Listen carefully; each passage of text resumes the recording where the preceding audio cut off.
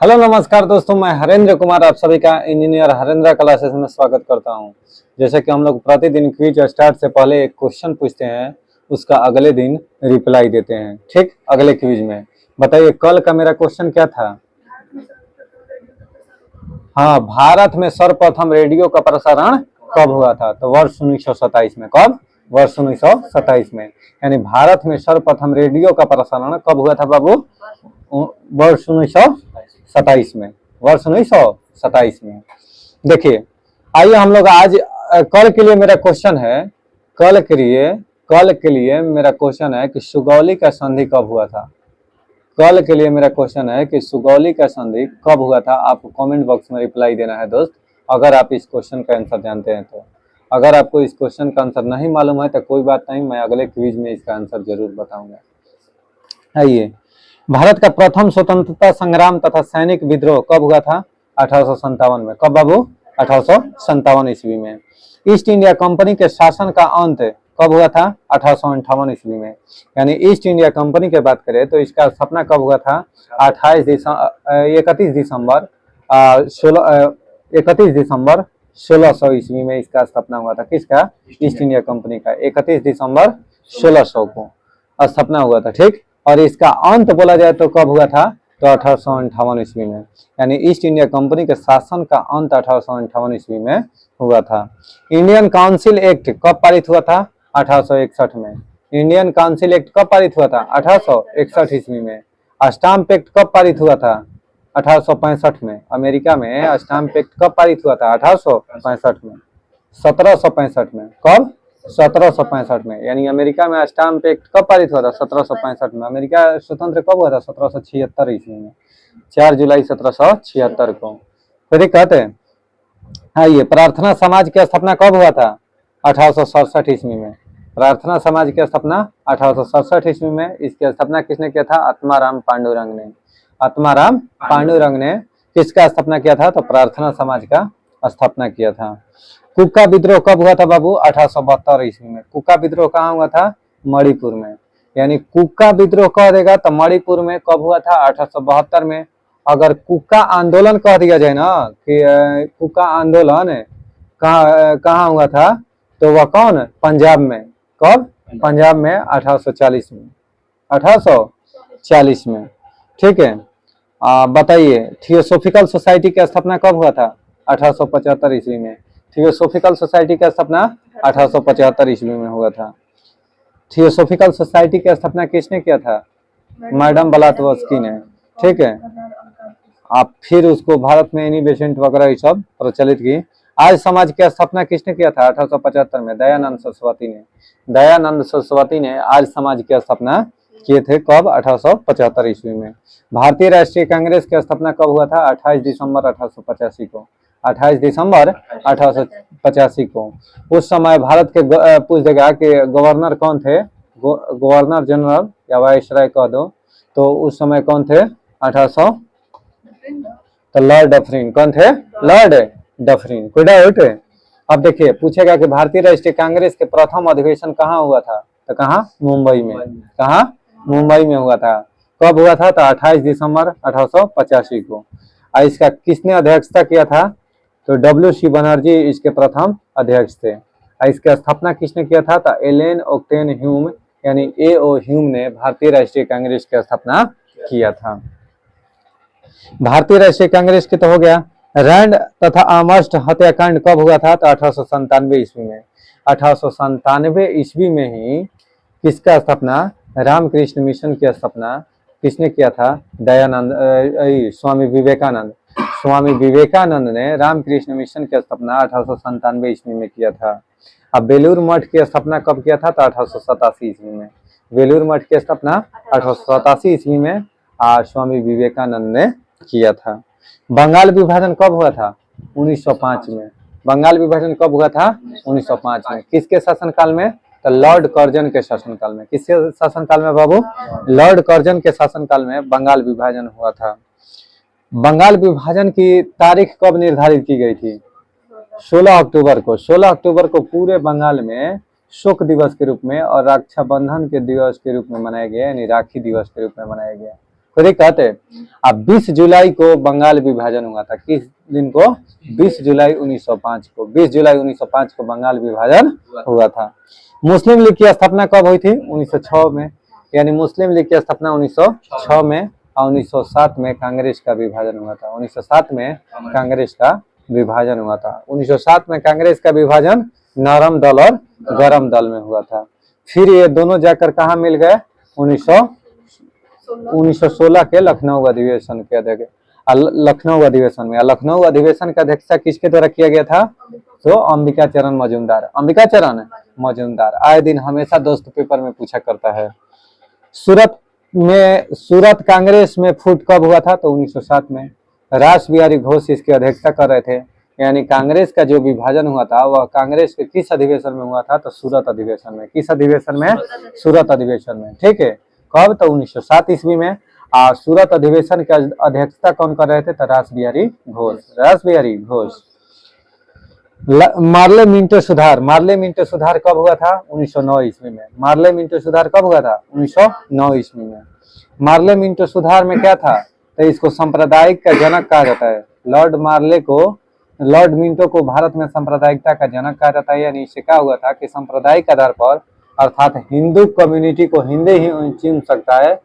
हिंदू जो भी प्रत्याशी खड़ा होगा उसको केवल हिंदू ही चुन सकता है, और मुस्लिम को केवल मुस्लिम ही वोट कर सकता था, यानी चुन सकता था। समझ में आ रहा है ना? तो यही से सांप्रदायिकता का भाव उत्पन्न होता है, इसलिए इसको सांप्रदायिकता का जनक कहा जाता है। ठीक है, किसको? तो लॉर्ड मिंटो को भारत में सांप्रदायिकता का जनक कहता है। 1909 के मार्ले मिंटो जो सुधार था, यहीं से सांप्रदायिकता का भावना उत्पन्न होता है। ब्रिटिश साम्राज्य का दिल्ली दरबार कब आयोजन हुआ था? 1911 में। तो पौधे किस विधि से भोजन का निर्माण करते हैं? प्रकाश संश्लेषण। यानी पौधे प्रकाश संश्लेषण द्वारा भोजन का निर्माण करते हैं। पौधे के कौन सा हिस्सा प्रकाश संश्लेषण में भाग लेता है? तो पौधे का जो पत्ती होता है ना, पत्तियां, वह प्रकाश संश्लेषण के लिए अनिवार्य है, यानी प्रकाश संश्लेषण में भाग लेती है। अब पौधे के पत्तियों में पाया जाता है क्लोरोफिल। क्या पाया जाता है? क्लोरोफिल। क्लोरोफिल के अंदर कौन सी धातु पाई जाती है? तो मैग्नीशियम धातु। कौन सी? मैग्नीशियम धातु। और क्लोरोफिल के चलते ही पत्ता के कौन सा कलर? हरा कलर दिखाई पड़ता है। यानी क्लोरोफिल के कारण ही पत्ता का रंग कैसा होता है? हरा होता है। मछली निम्नलिखित की सहायता से सांस लेती है। तो मछली किसके सहायता से सांस लेती है बाबू? तो गिल की सहायता से। किससे? गिल्स की सहायता से मछली सांस लेती है। मछली में पूछा जाए कि मछली में बताइए हार्ट चैम्बर कितना होता है? तो 2। मछली में हार्ट चैम्बर 2। और मछली में कैसा रक्त प्रवाहित होता है? तो अशुद्ध रक्त प्रवाहित होता है। मछली में अशुद्ध रक्त प्रवाहित होता है। निम्नलिखित पादप अंगों में से कौन सा अंग श्वसन अंग है? तो पति जो है श्वसन अंग है। पति कैसा अंग है? श्वसन अंग है। हाइड्रोफाइट किसे कहते हैं? तो बिना मिट्टी का पौधा, यानी बिना मिट्टी का पौधा क्या कहलाता है? हाइड्रोफाइट। बिना मिट्टी का पौधा क्या कहलाता है? हाइड्रोफाइट। सबसे अधिक लोहा पाया जाता है हरी सब्जी में। हरी सब्जी में सबसे अधिक लोहा पाया जाता है। पालक में सबसे अधिक लोहा पाया जाता है। अच्छा जी, अगर पूछ दे कि पालक में लोहा ना देकर और कौन सी धातु पाई जाती है? तो सोडियम धातु। कौन से? सोडियम धातु। सबसे अधिक लोहा किसमें? तो हरी सब्जी में। किशमिश में भी लोहा पाया जाता है, आयरन पाया जाता है।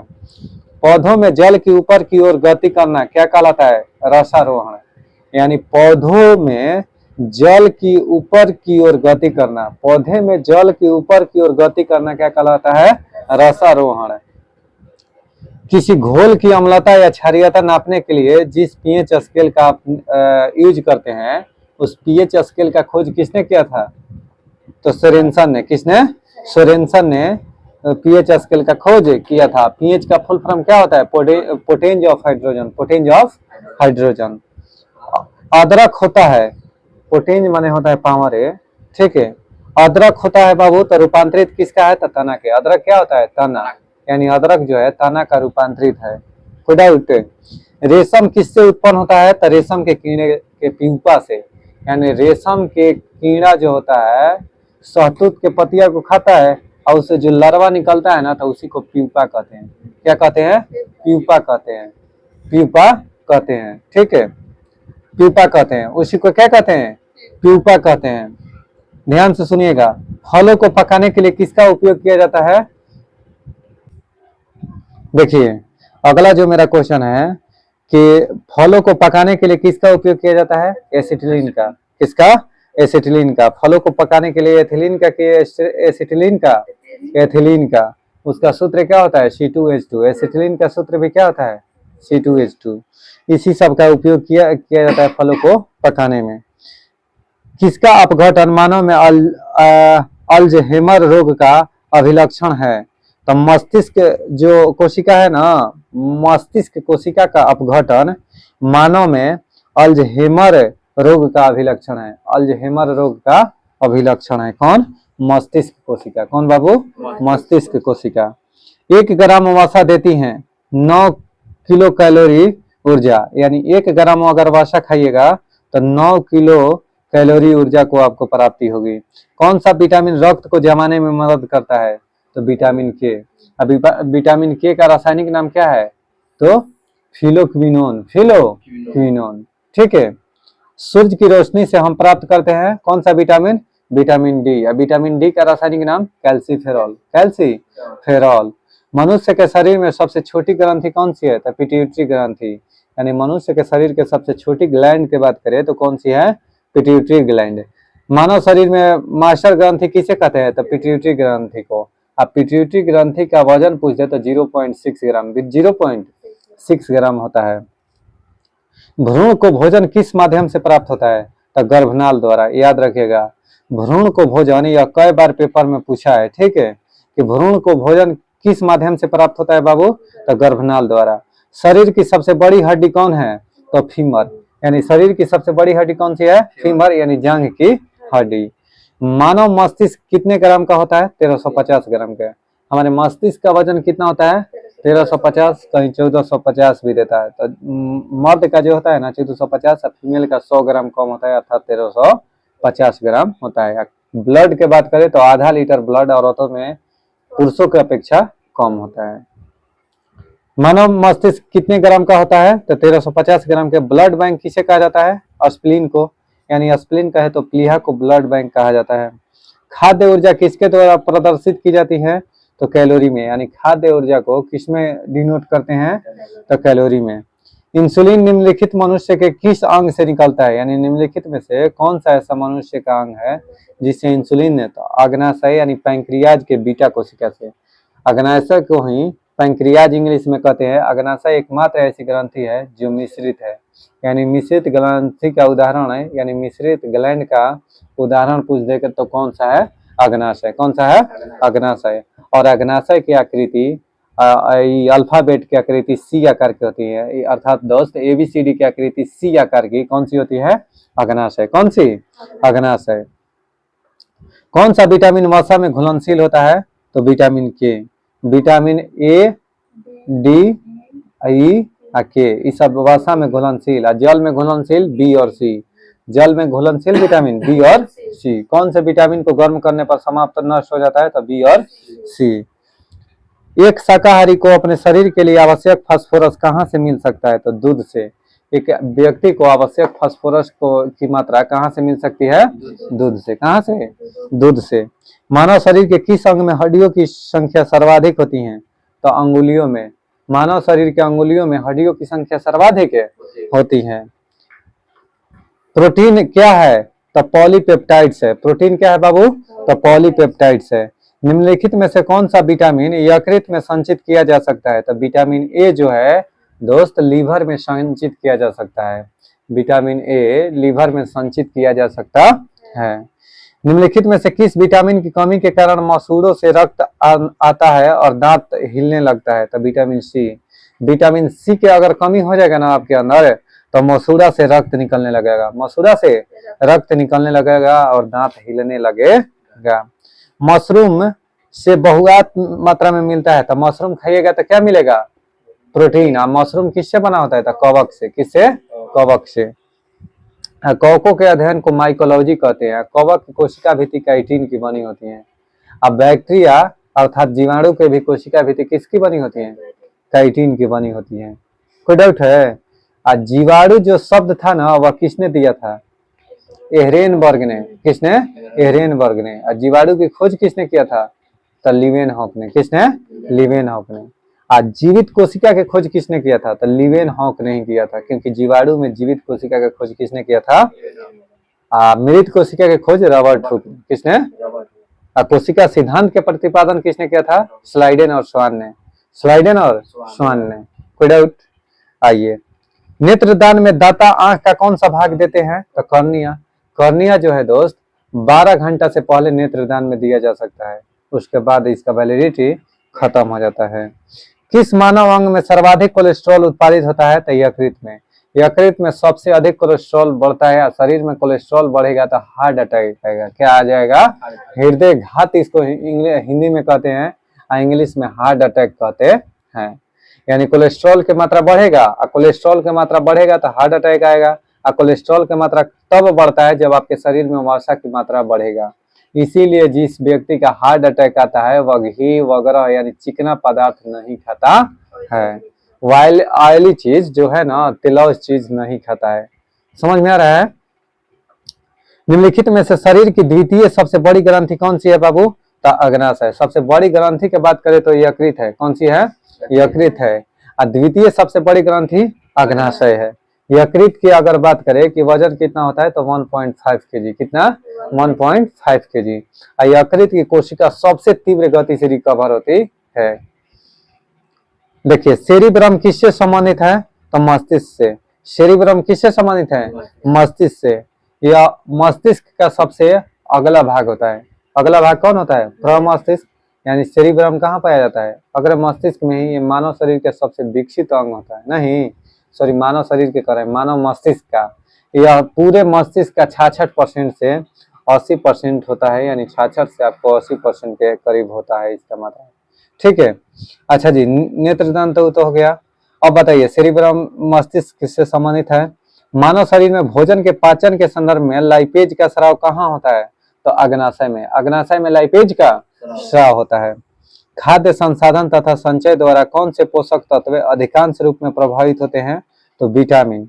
खाद्य संसाधन तथा संचय द्वारा कौन से पोषक तत्व का अधिकांश रूप में प्रभावित होते हैं? तो विटामिन। भोजन श्रृंखला का 10% सिद्धांत किसने प्रतिपादित किया था? तो लिंडमान ने। किसने? लिंडमान ने। ऊर्जा के 10% सिद्धांत किसने प्रतिपादित किया था? तो लिंडमैन ने। लिंडमान। प्रतिवर्ती क्रिया का केंद्र है स्पाइनल कोड। स्पाइनल कोड क्या करता है? Reflex action. यानी प्रतिवर्ती क्रिया का नियंत्रण कौन करता है? प्रतिवर्ती क्रिया का तो स्पाइनल कोड। लार की प्रकृति होती है तो लार कैसा होता है? अम्लीय होता है। लार कैसी होती है? अम्लीय होती है। न्यूरॉन इकाई है तो तंत्रिका ऊतक की इकाई क्या है? किडनी के नेफ्रॉन। नेफ्रॉन। किस हार्मोन द्वारा हृदय स्पंदन तथा रुधिर दाब बढ़ जाता है? एड्रीनल। यानी एड्रीनल हार्मोन के चलते रुधिर दाब बढ़ जाता है और हृदय स्पंदन यानी जो पंपिंग के जो रेट है ना, ये भी बढ़ जाता है। फक फक फक फक करने लगेगा आपका क्या चीज है? हार्ट बीट बढ़ जाएगा। Heart beat. इसका कारण क्या है? तो एड्रीनल ग्लैंड को लड़ो और उड़ो हार्मोन के नाम से जाना जाता है। एड्रीनल जो हार्मोन है इसको लड़ो और उड़ो हार्मोन के नाम से जानते हैं। यह करता क्या है ना सर? झगड़ा होगा ना, झगड़ा होगा या कोई चीज अचानक हो गया, ठीक है, सडनली कोई चीज हो जाता है तो झगड़ा में देखे होंगे कि आदमी कांपने लगता है, ढेर आदमी थरथराने लगता है, या कुछ आदमी जबरदस्ती बाज जाएगा, बहुत ज्यादा तीव्र एक्टिव हो जाएगा।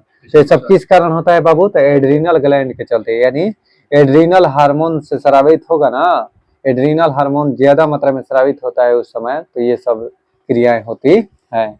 पके हुए आम में कौन सा विटामिन? Vitamin A. पका हुआ पपीता में विटामिन ए।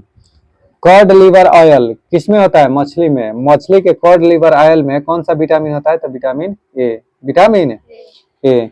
कहाँ पाचन एवं श्वसन मार्ग एक दूसरे को अतिक्रमण करता है? तो स्वर तंत्र में। स्वर तंत्र में क्या करता है कि पाचन और श्वसन मार्ग एक दूसरे को अतिक्रम करता है। किसमें? तो स्वर तंत्र में। वह पदार्थ जिसकी कमी से डिहाइड्रेशन होता है, तो पानी की कमी से डिहाइड्रेशन होता है। देखिए, पुरुषों में बंध्यापन शल्य क्रिया को कहते हैं वैसेक्टोमी। यानी पुरुषों में बंध्या करने यानी पुरुष नसबंदी को वैसेक्टोमी कहते हैं, ट्यूबेक्टोमी कहते हैं मादा नसबंदी को। यानी मादा नसबंदी को क्या कहते हैं? ट्यूबेक्टोमी। वैसेक्टोमी किसको कहते हैं? तो पुरुष नसबंदी के। अधिकतर पोषक तत्व रक्त में अवशोषित किए जाते हैं छोटी आंत में, यानी अधिकतर पोषक जो तत्व है ना बाबू, कहाँ पर अवशोषित किए जाते हैं? तो छोटी आंत में। भोजन का पूर्ण पाचन कहाँ पर होता है? छोटी आंत में। कोई डाउट? नाड़ी गति डॉक्टर ज्ञात करता है तो हृदय की धड़कन, नाड़ी की गति चेक करके हृदय की धड़कन को ज्ञात करता है, यानी पता लगाता है।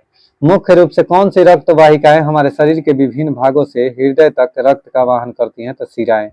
मुख्य रूप से कौन सी रक्त वाहिकाएं, यानी कौन सी ऐसी रक्त वाहिकाएं हैं जो हमारे शरीर के विभिन्न भागों से हृदय तक रक्त का वहन करती हैं? तो कौन सी बाबू? शिराएं। कौन सी? शिराएं।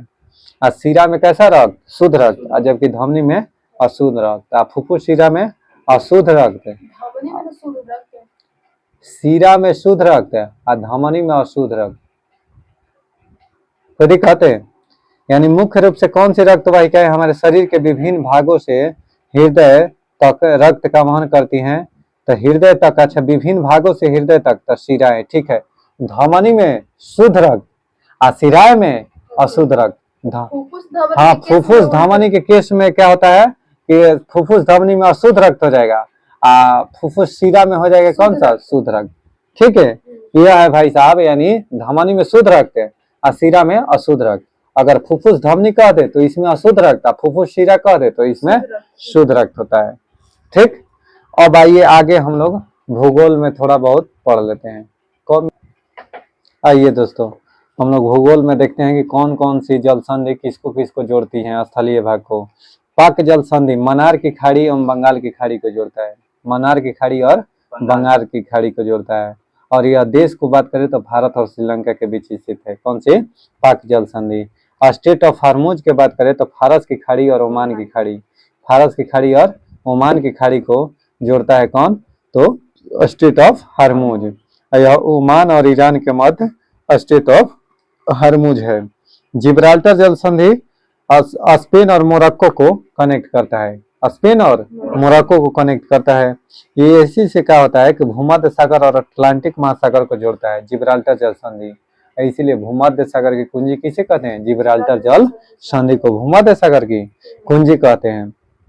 अच्छा जी, जिब्राल्टर जल संधि द्वारा ही यूरोप जो है अफ्रीका से अलग होता है, यानी यूरोप और अफ्रीका एक दूसरे से अलग कौन करता है? एक दूसरे से, तो जिब्राल्टर जल संधि। यह स्पेन और मोरक्को को कनेक्ट करता है। हडसन की खाड़ी, हडसन स्टेट कहाँ है जल संधि बाबू? तो हडसन की खाड़ी एवं अटलांटिक महासागर को जोड़ता है, यह कनाडा में है। हडसन की खाड़ी कहाँ है? हडसन स्टेट कहाँ है? हडसन जल संधि हडसन की खाड़ी एवं अटलांटिक महासागर को जोड़ता है। मलक्का जल संधि किसको किसको कनेक्ट करता है? इंडोनेशिया और मलेशिया को मलक्का जल संधि। कौन से दो सागर को? तो अंडमान सागर और दक्षिण चीन सागर, दक्षिण चीन सागर और अंडमान सागर को कनेक्ट करता है मलक्का जल संधि। लुजोन जल संधि ताइवान और फिलीपींस को, ताइवान और फिलीपींस के बीच कौन सी जल संधि? लुजोन जल संधि। बेरिंग जल संधि अलास्का और रूस, अलास्का और रूस के मध्य कौन सा? बेरिंग जल संधि। बेरिंग जल संधि जो है, बेरिंग जल संधि ही है जो 180 डिग्री देशांतर के क्या है? समानांतर है। डेविस जल संधि ग्रीनलैंड और कनाडा के बीच है, ग्रीनलैंड और कनाडा के बीच कौन सी जल संधि है? डेविस जल संधि। और डेविस जल संधि विश्व की सबसे चौड़ी जल संधि है। कौन सी जल संधि? डेविस जल संधि। डेनमार्क जल संधि की बात करें तो इंग्लैंड और फ्रांस के बीच है, इंग्लैंड और फ्रांस के बीच कौन सा बाबू? तो डेनमार्क जल संधि। और डोवर जल संधि की बात करें तो इंग्लैंड और फ्रांस के बीच, इंग्लैंड और फ्रांस के बीच कौन सी जल संधि? डोवर जल संधि। कोरिया जल संधि जापान और कोरिया के मध्य, जापान और कोरिया के बीच कौन सी जल संधि? कोरिया जल संधि। ठीक है, कोरिया जल संधि किसको कनेक्ट करता है? जापान और कोरिया। मैगलन जल संधि चिली में है, मैगलन जल संधि कहाँ है? चिली। ठीक है, चिली कहाँ है? तो अफ्रीका में सबसे नीचे है। फ्लोरिडा, हाँ दक्षिण अमेरिका में है सबसे नीचे, पता है चिली इस साइड से लगा हुआ है। ठीक है, तो वहीं पर सबसे नीचे पार्ट में देखिएगा ना तो मैगलन है। फ्लोरिडा कहेगा तो अमेरिका और क्यूबा के बीच में, अमेरिका और क्यूबा का स्टेट ऑफ फ्लोरिडा, यानी फ्लोरिडा जल संधि अमेरिका और क्यूबा को कनेक्ट करता है। ठीक, अगर बोल दिया जाए कि यूकाटन जल संधि तो क्यूबा और मैक्सिको के बीच, मैक्सिको और क्यूबा के बीच में कौन सा? युकाटन जल संधि। अच्छा, बांस जल संधि ऑस्ट्रेलिया में है, यानी तस्मानिया और ऑस्ट्रेलिया के बीच, तस्मानिया और ऑस्ट्रेलिया के बीच कौन सी जल संधि? बांस जल संधि, बांस जल संधि। कुक जल संधि उत्तरी न्यूजीलैंड और दक्षिणी न्यूजीलैंड को कनेक्ट करता है। सुंडा जल संधि इंडोनेशिया में, सुंडा जल संधि कहाँ बा? इंडोनेशिया में। यह सुमात्रा और जावा को कनेक्ट करता है। इंडोनेशिया जल सुंडा जल संधि किसको? सुमात्रा और जावा को। इंडोनेशिया की राजधानी जो जकार्ता है कौन से द्वीप पर है? जावा द्वीप पर। अच्छा जी, टोकरा क्या है? तो जापान में। टोकरा जो जल संधि है कहाँ है बाबू? जापान में। युकाटन जल संधि मैक्सिको और क्यूबा। नॉर्थ चैनल की बात करें तो आयरलैंड और इंग्लैंड के बीच, आयरलैंड और इंग्लैंड के बीच कौन सी जल संधि? नॉर्थ जल संधि, नॉर्थ चैनल जल संधि। आप बास्फोरस जल संधि तुर्की में, कहाँ है? बास्फोरस तुर्की में है। यह क्या करता है कि काला सागर और मरमरा सागर को कनेक्ट करता है, काला सागर और मरमरा सागर को, बास्फोरस जल संधि। देखो भूमध्य सागर और काला सागर, भूमध्य सागर और काला सागर को कौन से जल संधि? भूमध्य सागर और काला सागर को कौन सी जल संधि कनेक्ट करता है? ये तो काला सागर और मरमरा सागर को बास्फोरस। बताइए जल्दी से कमेंट बॉक्स में आप लोग तब तक रिप्लाई कीजिए। बताइए फोवेक्स जल संधि किसको? तो न्यूजीलैंड में। फोवेक्स जल संधि न्यूजीलैंड में है। यह तस्मान सागर और जावा सागर को कनेक्ट करता है, फोवेक्स जल संधि। कारीमाटा जल संधि दक्षिणी चीन सागर एवं जावा सागर, दक्षिण चीन सागर एवं जावा सागर को कौन कनेक्ट करता है? कारीमाटा। सुसीमा जापान सागर एवं पूर्वी चीन सागर को, जापान में है सुसीमा जल संधि। मकसमार जल संधि जावा सागर और सेलिबिज सागर इंडोनेशिया में है। टॉरस जल संधि कहाँ है? तो पपुआ न्यू गिनी और ऑस्ट्रेलिया के बीच टॉरस जल संधि। अब देखिएगा, ठीक है दोस्त, यहीं पर हम वीडियो को समाप्त करते हैं। आपको यह क्यूज अगर अच्छा लगे तो कृपया करके अपने दोस्तों के पास शेयर, सब्सक्राइब और अपने से लाइक करना ना भूलें। ठीक, तब तक के लिए जय हिंद, जय भारत। मिलते हैं नेक्स्ट वीडियो में।